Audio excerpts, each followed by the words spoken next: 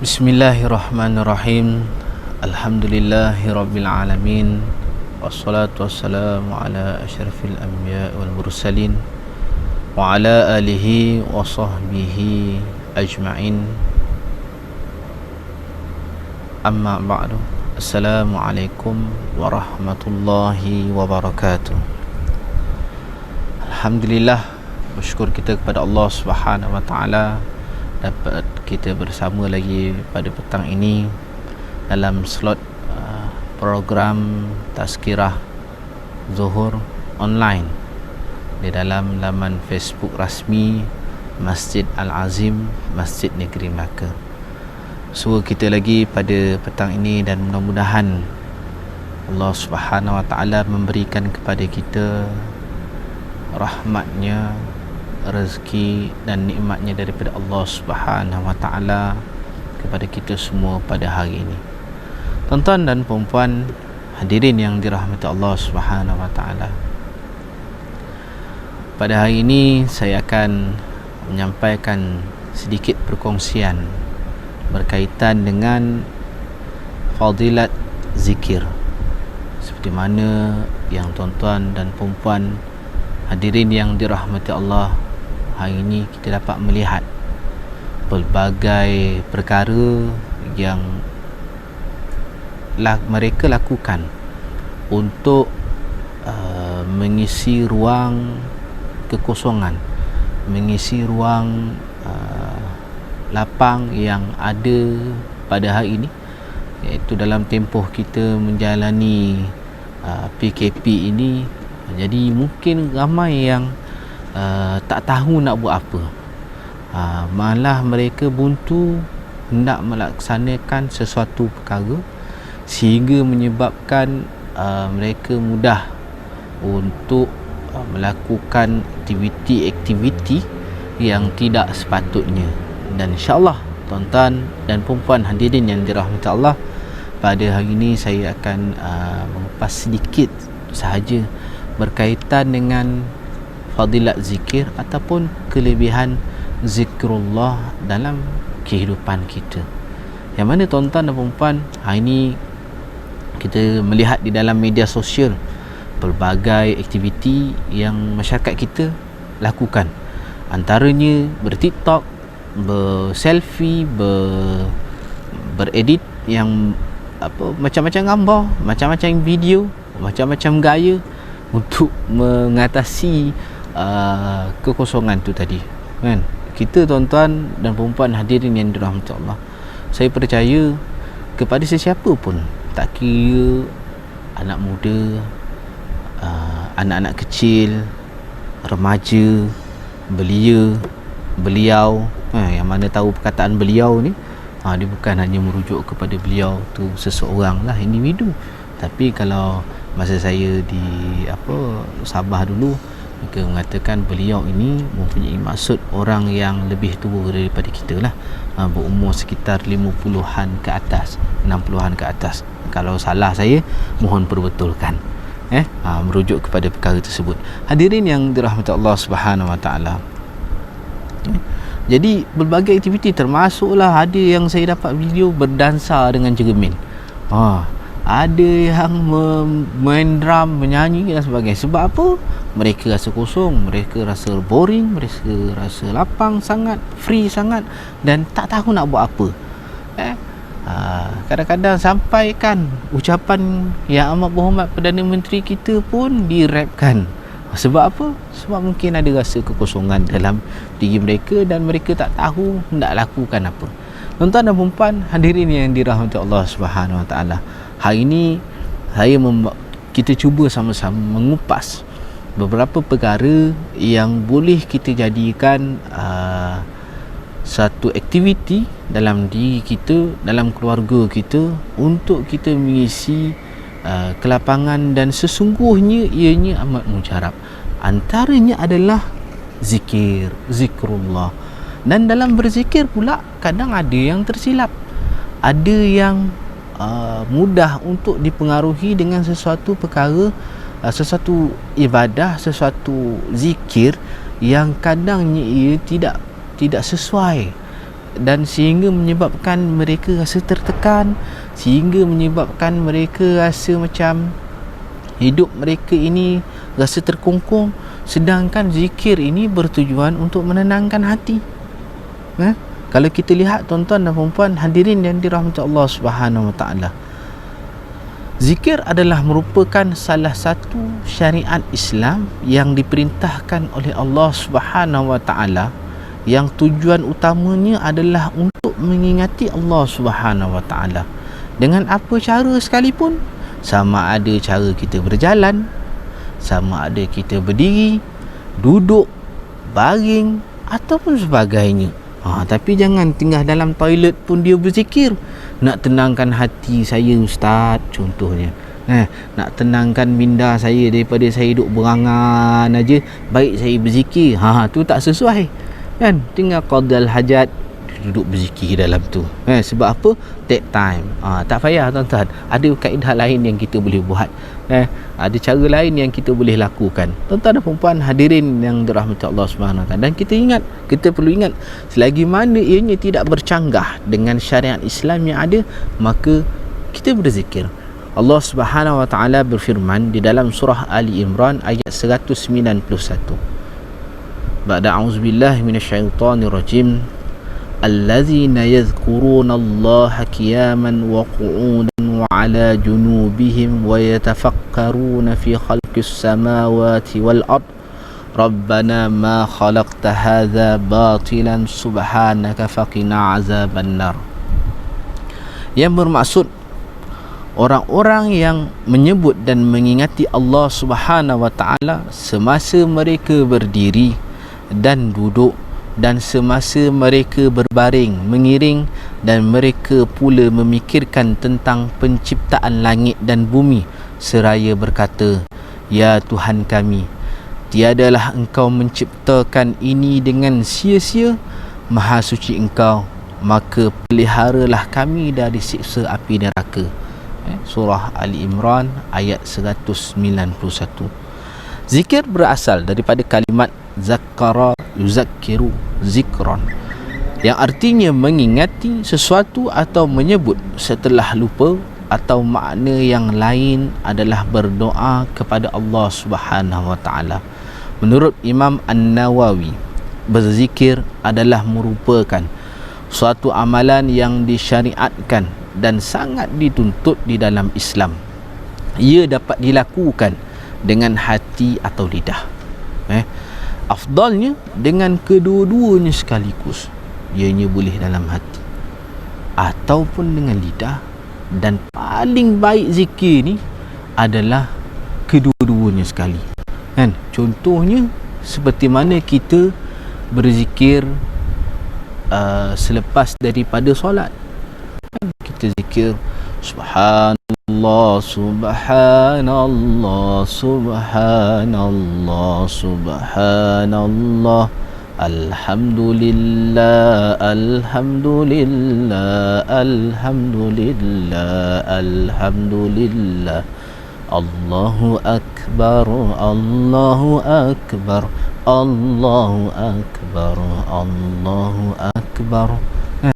Kita duduk berzikir dengan tenang, maka ianya akan meresap ke dalam hati kita, dan ianya akan menimbulkan rasa yang lebihnya nyaman di dalam hati. Tuan-tuan dan puan-puan hadirin yang dirahmati Allah Subhanahu Wa Taala, Imam Al-Qurtubi menyebutkan asal usul makna zikir adalah adanya kesedaran batin dan keinsafan hati terhadap sesuatu yang menjadi objek kesedaran. Sabik dalam kitab Fiqh Sunnah menjelaskan bahawa zikir atau mengingati Allah ialah apa yang dilakukan oleh hati dan lisan berupa tasbih atau mensucikan Allah, memuji dan menyanjungnya, menyebutkan sifat-sifat kebesaran dan keagungan serta sifat-sifat keindahan dan kesempurnaan yang telah dimilikinya. Tuan-tuan dan puan-puan hadirin yang dirahmati Allah, maka dalam hal ini kita melihat pelbagai kaedah zikir yang dikemukakan. Hari ni kita bukan hanya mendengar zikir-zikir, contohnya kita dengar dalam kaset, dalam CD, dalam YouTube, dalam Facebook, contoh yang menghabiskan masa dengan media elektronik ini, menghabiskan masa dengan handphone, menghabiskan masa dengan tab, iPad ke ataupun komputer, hasil menghadap, mengisikan masa lapang, sangat-sangat mengisikan masa lapang. Jadi dia dengar dalam YouTube, dengar dalam pelbagai lagi aplikasi-aplikasi yang mungkin adanya zikir, bacaan Quran dan sebagainya. Dan pada hari ini artis-artis nasyid kita contohnya banyak menyelitkan dalam lagu-lagu mereka bagaimana hal dalam keadaan berzikir, contohnya seperti Asmaul Husna, selawat tafrijiyah, doa duha dan pelbagai lagi. Maka tuan-tuan dan puan-puan, ianya kerana apa? Kerana hati kita ini akan mudah tertarik dengan adanya sedikitlah lagu. Sebab apa tuan-tuan dan puan-puan hadirin yang dirahmati Allah? Siapa yang tak minat muzik? Contohnya kita masih ada anak kecil, contohnya ada anak kecil, kita nak tidurkan anak kita, adakah kita baca zikir itu dengan keras? La ilaha illallah, la ilaha illallah. Ada. Dia pun terpinga-pinga pandang kita. Tapi kalau kita dua-duakan itu dengan kalimat-kalimat zikir yang mendayu, yang berlagu, maka bukan setakat dia yang tidur, kita pun boleh tertidur.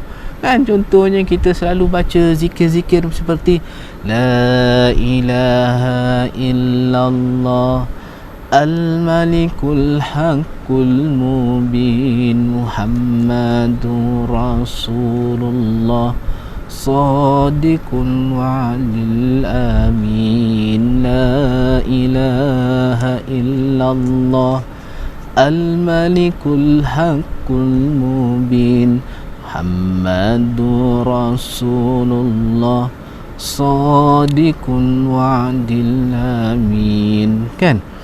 Bila kita baca macam tu, dia pun makin kecil lalu tidur. Dan tuan-tuan kat rumah sana yang sedang melihat live, jangan pula tertidur bila saya baca zikir ni. Kan, takut nanti semua yang hilangkan live.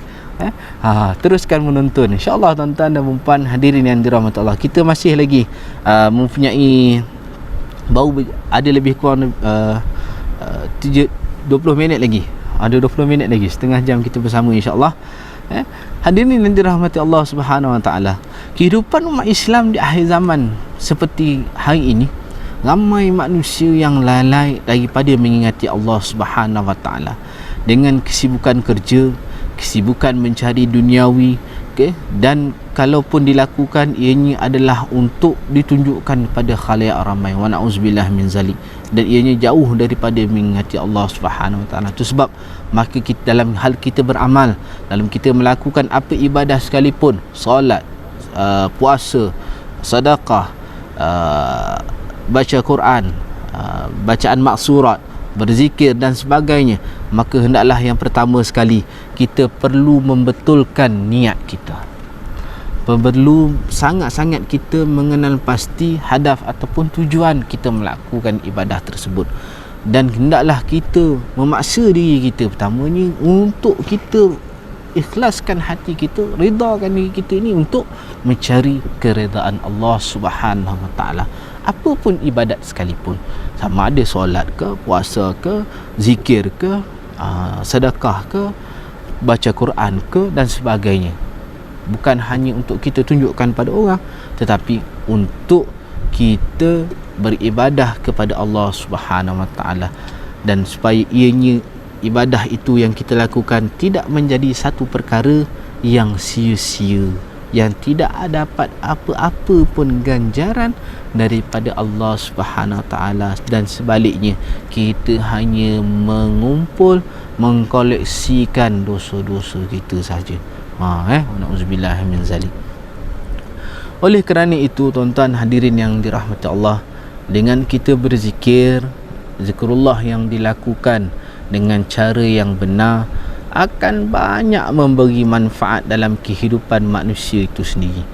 Adapun manfaat zikrullah dalam kehidupan umat Islam Antaranya ialah dengan kita melaksanakan zikir dapat mendatangkan ketenangan jiwa kita, sesuai dengan firman Allah Subhanahu wa taala dalam surah Ar-Ra'd ayat 28, ba'da auzubillahi minasyaitonir rajim, allazina amanu wa tatma'innu qulubuhum bizikrillah ala bizikrillah tatma'innal qulub, yang bermaksud orang-orang yang beriman dan hati mereka menjadi tenteram dengan mengingati Allah.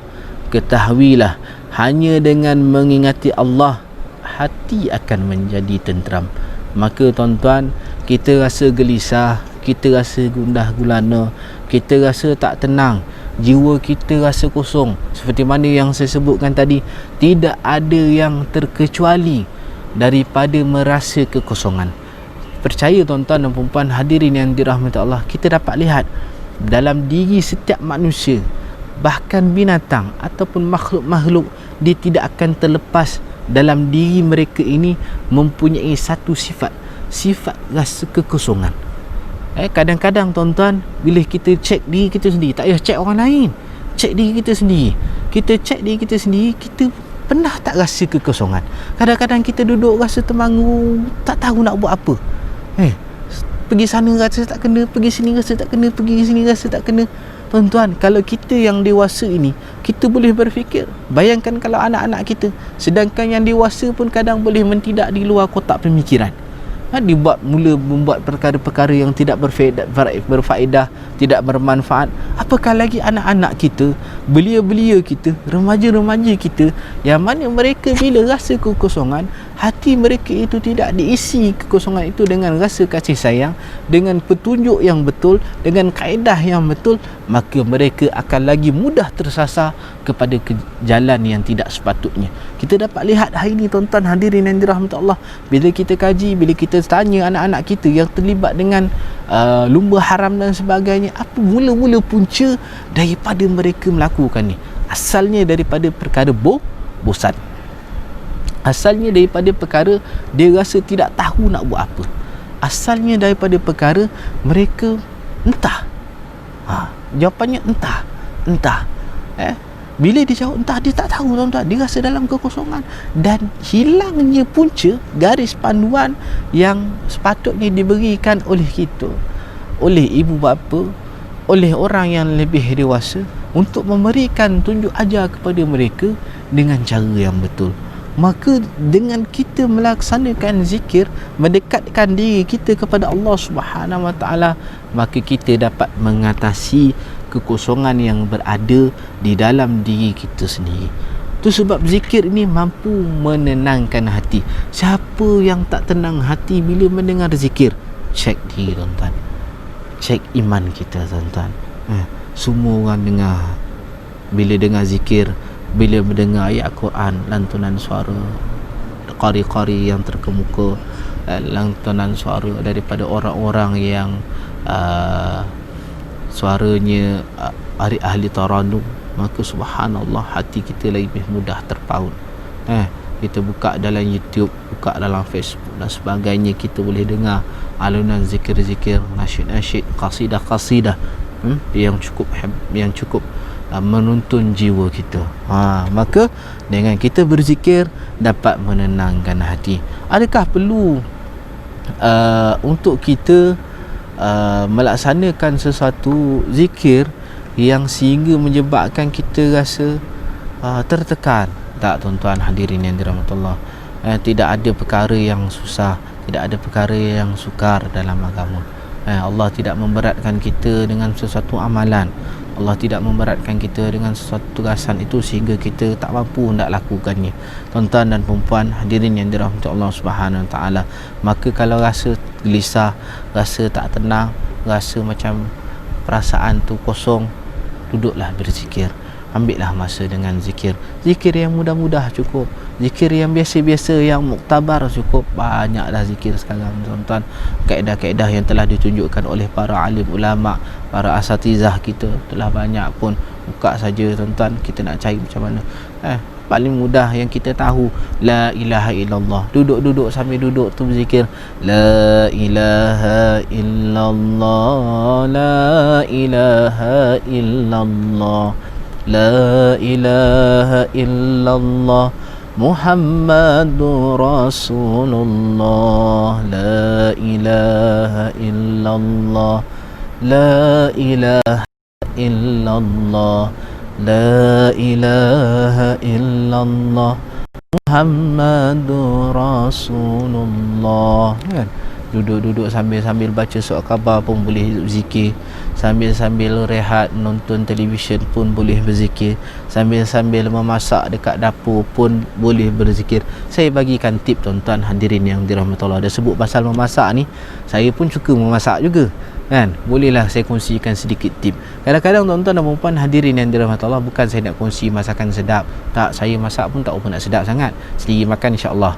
Tuan-tuan dan puan hadirin yang dirahmati Allah Subhanahu Wa Taala, tip ini tuan-tuan, antara kita dalam kita memasak, kita ada anak-anak yang kita nak anak-anak kita ini supaya mendengar cakap kita, supaya dia senang dapat dalam pelajaran, supaya dia mudah untuk melakukan ibadah. Antara yang saya boleh kongsikan, pertama dari segi penyediaannya, hendaklah kita melaksanakan dengan cara yang betul, bersihkan dan sebagainya. Ketika membersihkan makanan tersebut pun, kalau boleh kita perbanyakkan berselawat kepada baginda Rasulullah sallallahu alaihi wasallam. Dan ketika kita sedang masak tu, sambil-sambil tu ngacau ke apa ke, kita bacalah, antara amalan yang kita boleh bawa adalah surah Al-Insyirah, yakni surah Alam Nashrah kan. Baca bismillahirrahmanirrahim, alam nashrah laka sadrak wa wada'na anka wizrak. Baca surah tersebut, maka tuan-tuan dan puan, insya-Allah makanan tu bukan hanya boleh sedap, bahkan ini ada khasiatnya itu pada orang-orang, anak-anak kita yang makan makanan tersebut. Mudah-mudahan anak ini menjadi anak yang pandai, anak yang mendengar cakap ibu dan bapa, mudah melaksanakan syariat Allah Subhanahu Wa Taala. Dan antara lainnya adalah surah Toha, surah Toha, 10 ayat yang terawal surah Toha. Itu antara amalan yang boleh kita lakukan. Baik tuan-tuan hadirin yang dirahmati Allah Subhanahu Wa Taala, perkara yang kedua adalah zikrullah sebagai ubat untuk menghilangkan sifat lupa. Sesungguhnya kita ni tuan-tuan dan perempuan tak lari daripada sifat lupa kan. Ada saja yang lupa. Kadang-kadang bukan saja mereka yang telah berusia, bahkan yang muda-muda lagi pun ada sifat lupa. Begitu juga tak lepas daripada siapa, sebab kita ni manusia tak akan lepas daripada sifat lupa. Maka dengan kita berzikir ni, mudah-mudahan kita dapat dijauhkan daripada sifat lupa, seperti mana firman Allah Subhanahu Wa Taala dalam surah Al-Kahfi ayat 24 yang menyebut, dan berzikirlah, menyebut Rabbmu jika kamu lupa. Antara zikir yang boleh kita baca ketika mana kita lupa kan. Kita contohnya seperti mana dalam solat kita melakukan, kalau kita lupa kita lakukan sujud sahwi. Antara bacaan dalam sujud sahwi itu adalah subhana man la yanamu wala yashu.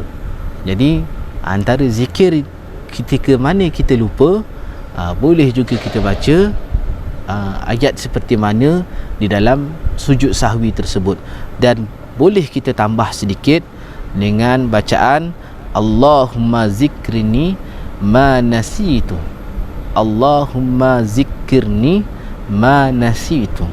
Maha suci Allah yang tidak pernah tidur dan tidak pernah lupa. Ya Allah, ingatkanlah aku apa yang aku lupa. InsyaAllah kalau kita baca dengan zikir tersebut, mudah-mudahan Allah akan berikan kita ingatan semula kan. Kita lupa tak apa, orang rumah pesan beli barang berderet dipesan kan. Ketika tengah beli, separuh lupa apa agaknya rumah aku pesan ni tadi. Saya pun kadang macam tu juga. Kadang disuruh beli lain, terbawa balik benda lain kan.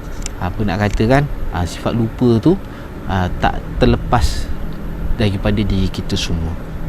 Yang ketiga, orang yang sentiasa berzikir akan selalu diingat dan disebut oleh Allah Subhanahu wa taala sesuai dengan firman Allah Subhanahu wa taala dalam surah Al-Baqarah ayat 152.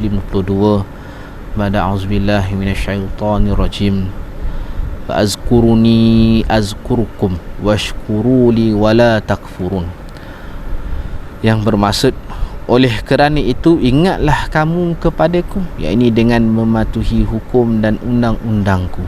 Nescaya aku ingat pula kepadamu dengan memberikan rahmat dan pengampunan, dan bersyukurlah kamu kepadaku dan janganlah kamu kufur akan nikmatku.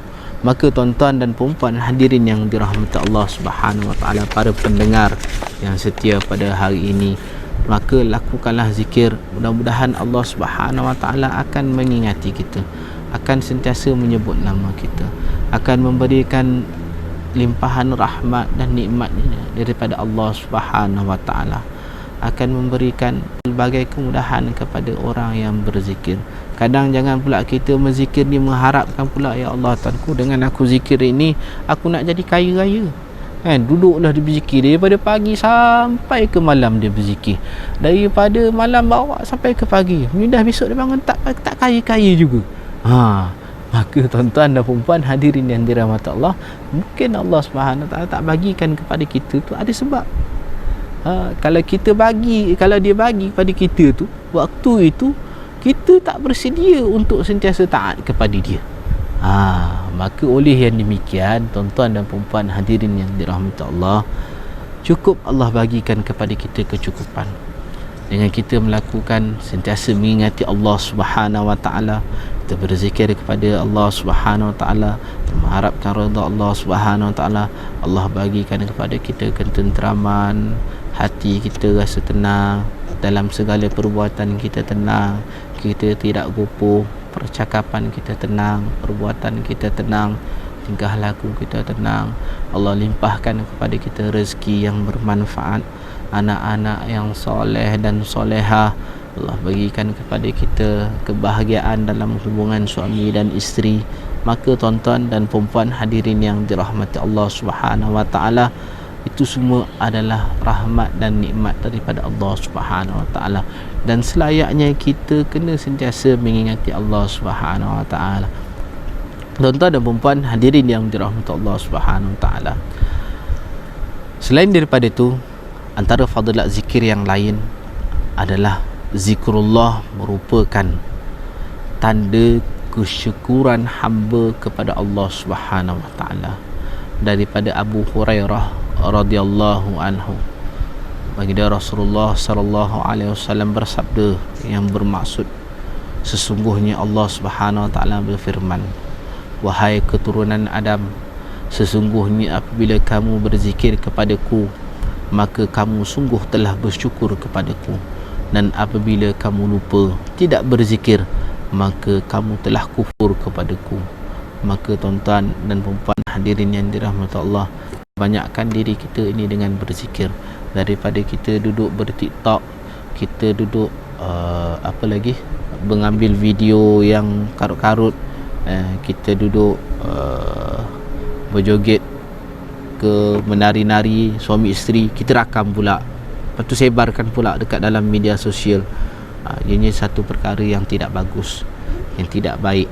Dan mungkin ketika kita melaksanakan perkara tersebut, ada keaiban-keaiban kita yang terbuka, keaiban-keaiban kita yang terserlah, maka ianya dipaparkan kepada umum. Contohnya dimuat naik di dalam laman Facebook, laman Instagram dan sebagainya.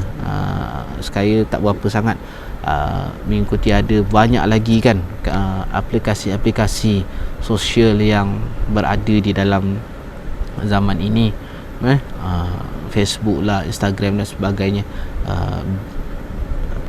Twitter, kan, dia uploadkan ke dalam tu. Jadi orang luar boleh tengok, satu dunia boleh tengok aksi kita, keaiban kita, dan natijahnya mula akan ada fitnah memfitnah, mula akan ada kata mengata, mula akan ada su'uzan, iaitu berburuk sangka, mula ada perkataan-perkataan yang tidak baik, dan sehingganya boleh menyebabkan mudarat yang lebih besar. maka tuan-tuan dan puan hadirin yang dirahmati Allah, pada itu lebih baik kita kalau boleh duduk ambil gambar anak beranak, video anak beranak, semayang sunat taubat ke, semayang duha, semayang hajat ke, minta supaya Allah Subhanahu Wa Taala mengangkat semula virus ini. Allah kembalikan kehidupan kita seperti mana biasa, boleh bergerak pergi ke mana-mana, ke masjid, ke surau, beribadah kepada Allah Subhanahu Wa Taala di tempat-tempat rumah-rumah Allah, yakni di masjid dan surau sebagainya. Maka tuan-tuan dan puan, itu lebih baik untuk kita jadikan semangat kepada orang yang lain supaya dapat beribadah kepada Allah Subhanahu Wa Taala. Tuan-tuan hadirin yang dirahmati Allah Subhanahu Wa Taala, perkara yang kelima, zikrullah termasuk perkara yang paling agung, yang ini faedah dan kesannya di sisi Allah Subhanahu Wa Taala. Allah Subhanahu Wa Taala berfirman di dalam surah Al-Ankabut ayat 45, seperti mana kita sering mendengar di dalam khutbah Jumaat yang khatib baca, utlu ma uhiya ilaika minal kitabi wa aqimis shalah innas salata tanha anil fahsya'i wal munkar wala zikrullahi akbar wallahu ya'lam ma tasna'un.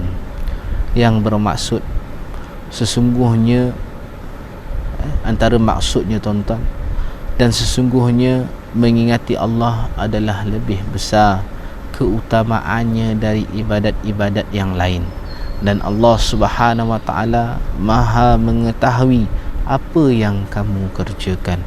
Muaz bin Jabal radhiyallahu anhu mengatakan bahawa Rasulullah sallallahu alaihi wasallam bersabda, tidak ada satu pun yang membuat rugi bagi penghuni syurga melainkan apabila setiap waktu berlalu namun mereka tidak berzikir kepada Allah Subhanahu Wa Taala. Bermaksud di sini, kalau kita nak jadi penghuni syurga, kita tidak membiarkan kehidupan kita ini berlalu tanpa kita mengingati Allah Subhanahu Wa Taala. Tuan-tuan dan puan, apapun perkara yang hendak kita lakukan, apabila kita letakkan Allah di hadapan, maka maksudnya di sini kita meletakkan bahawa Allah Subhanahu Wa Taala nampak, tahu apa yang kita buat. Bila kita lakukan perkara ini, bila kita letakkan dalam diri kita perkara ini, maka kita akan takut untuk melakukan perkara-perkara yang tidak sepatutnya, yang tidak mendatangkan faedah, yang tidak mendatangkan manfaatnya. Adakah ianya membataskan untuk kita bergurau senda dengan isteri dan anak-anak kita? Tidak, tuan-tuan. Sebab apa? Bergurau senda dengan isteri dan anak-anak juga adalah ibadah. Ianya juga mendatangkan kebahagiaan kepada rumah tangga kita, kepada institusi keluarga tersebut, dan ianya boleh menjadi salah satu saham daripada kita untuk kita ditarik ke dalam syurga Allah Subhanahu Wa Taala.